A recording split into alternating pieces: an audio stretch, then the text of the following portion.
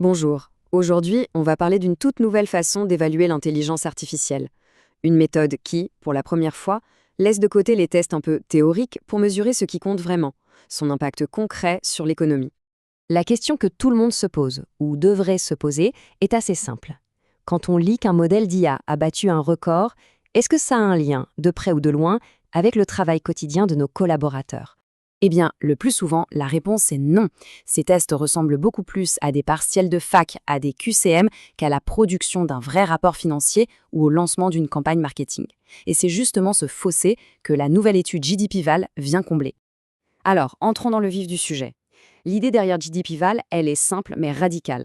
On arrête de tester l'IA comme une étudiante et on commence à l'évaluer comme une professionnelle, sur des missions qui ont une vraie valeur économique. Et ce qui est vraiment marquant ici, c'est l'ampleur du test. On ne parle pas d'un seul domaine de niche, non. GDPIVAL évalue l'IA sur 44 métiers différents, de l'ingénieur au designer, en passant par le conseiller financier. Le tout réparti sur les 9 secteurs qui font tourner notre économie. Alors, qu'est-ce qui change concrètement? D'abord, les tâches demandées sont de vraies missions, pas des énigmes abstraites. Ensuite, on attend des livrables très variés. Ça peut être un document texte, un tableur, un design. Et enfin, le point absolument clé, tout le test a été conçu et validé par des experts de chaque métier. Et attention, quand on dit expert, ce chiffre parle de lui-même, 14 ans. C'est l'expérience professionnelle moyenne de celles et ceux qui ont préparé les épreuves. 14 ans, inutile de dire que ça donne une crédibilité et une pertinence aux tests qui sont juste sans précédent. Bon, passons aux résultats. La grande question, où en sont les meilleurs IA aujourd'hui quand on les confronte à un expert humain sur ces tâches du monde réel? Voici le chiffre à retenir.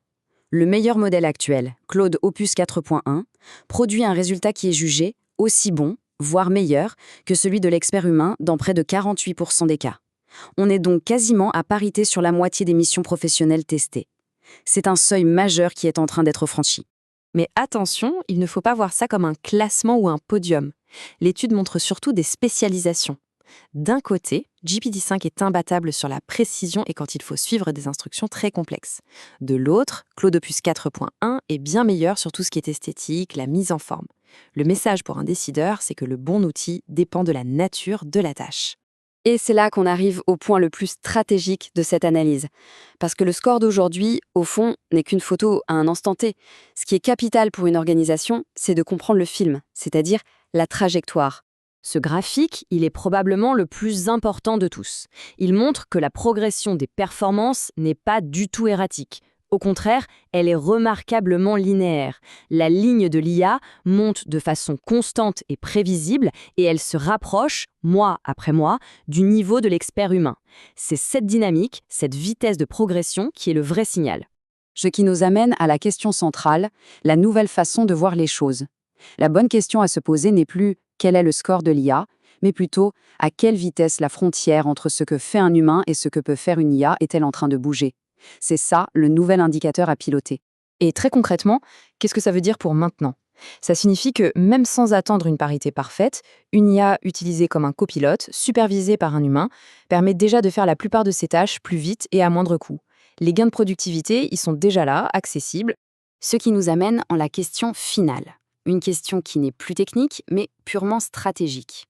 Face à une avancée aussi prévisible, la question n'est plus si cette frontière va bouger, mais à quelle allure. La vraie question est donc, est-ce que votre organisation mesure cette vitesse pour pouvoir anticiper et adapter sa stratégie?